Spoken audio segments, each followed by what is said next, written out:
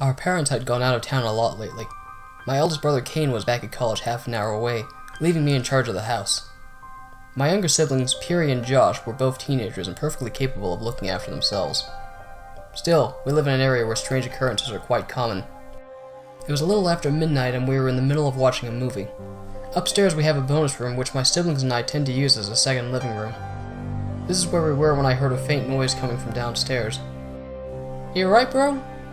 My brother Josh was on his laptop, likely browsing YouTube as he often did. "Turn that off for a moment." When he saw my expression, he pulled off his headphones, eyes widening with unease. "Wait, what's going on?" Piri looked up from her phone. I wondered why we even bothered sitting down to a movie that had been little more than background noise. The three of us listened carefully as a quiet dragging sound was heard from downstairs. We exchanged looks, knowing it was highly likely that our parents and brother had come in suddenly. As the dragging sound grew louder, I turned and stared at the open door to my bedroom. I pointed to it, tacitly telling them to go in. Quietly, I closed the door and locked it. Just as I did, I heard the dragging change to a sound of heavy, wobbly footsteps. "Oh shit, we need to call the cops." Piri's trembling hand struggled to swipe her phone properly. The window. It was a long jump, though I wonder if maybe there was someone outside waiting for us as well. I was very wary of unexpected surprises. As I contemplated our next move, the footsteps began their way up the stairs. I snatched the phone from Piri and quickly called 911.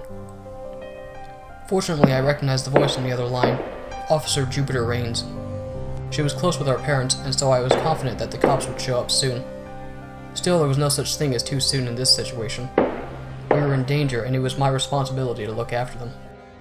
Despite our high anxiety, I was able to get them to help me move my dresser in front of the door.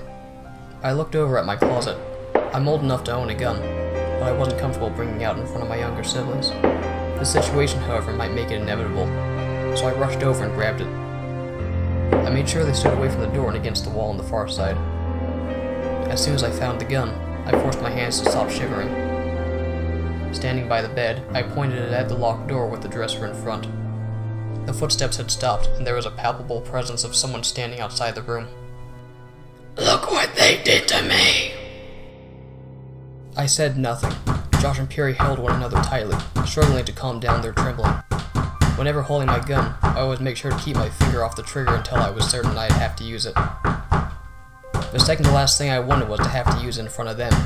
The last thing I wanted, though, was that bastard getting in here. "What happened to my skin? Oh, Raven, what have they done to my skin?" Raven? Though unexpected, I realized how important that detail was about the man behind the door. "I need a graft. I need a graft. I need your skin, Jasper." My heartbeat doubled its pace when he spoke my name. The cops couldn't get here fast enough. Not only was I frightened, but angry that someone had broken in and threatened us. How dare that son of a bitch imprison us in our own home? "If not yours, theirs will do.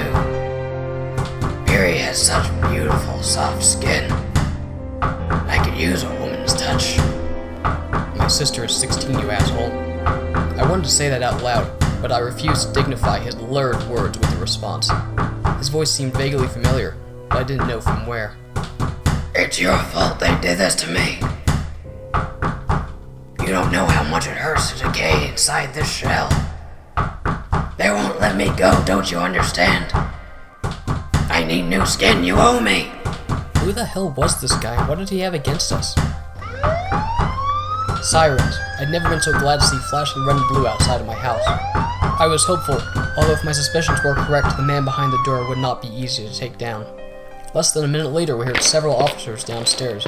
Quickly, they rushed up to where the yelling and banging was coming from. "Freeze! Hands in the fuck?" 2 shots were fired. Again, neither I nor my siblings said anything, not wanting to startle the people saving us. "It's another one of those things," said a different officer. "Is there anyone in there?" I made sure to stand away from the door before answering. "Yes, I called earlier. My name is Jasper Kilrain, and my brother Josh and sister Piri are in here as well." "Jasper, I need you and your siblings to stay put for the time being. We're going to be taking the intruder away. Have you sustained any injuries?" I looked over at my siblings, who shook their heads. No. Less than 10 minutes later, an ambulance appeared outside. Several minutes thereafter, my siblings and I removed the dresser and reluctantly left the bedroom. As soon as we stepped out, we noticed an awful smell permeating the hall. We saw 2 officers standing nearby who approached us immediately. "Did you by any chance catch a glimpse of the man who entered your house?" We all shook our heads. "I'm glad to hear it. He happened to be carrying an ID on him. His name was Stephen Harland." "Wait, didn't he die like a while ago?" My brother's expression was an amalgam of fear and flummoxed. "My parents knew him," I told the officer. "They attended his funeral 2 months ago." The officer appeared pained when I admitted this. He exchanged looks with the other officer before speaking again. "You know this sort of thing isn't supposed to be possible, right?" "With all due respect, sir, it just happened." "That's true, but for all intents and purposes, I don't want you telling anyone about this." "What about our parents?" asked Peary. "They've been notified." "He was part of a cult, right?" My brother Josh was still too young to know all the specific details about a secret cult that was in our area. It was without a doubt their doing that allowed Harland's corpse to come after us. 2 of the officers were kind enough to drive us to our brother's university. He'd been up late and didn't really mind letting us stay over in his dorm. None of us managed any sleep until morning, though. When I finally did fall asleep, it didn't take long for me to have a nightmare in which Harland had finally gotten into our bedroom. It's been a couple of months since the incident. There have been no further break-ins, but the 3 of us still struggle with sleeping alone. The officer was right that night when he said that he's glad that we didn't see Harland. It was scary enough knowing that he was standing right outside my bedroom door.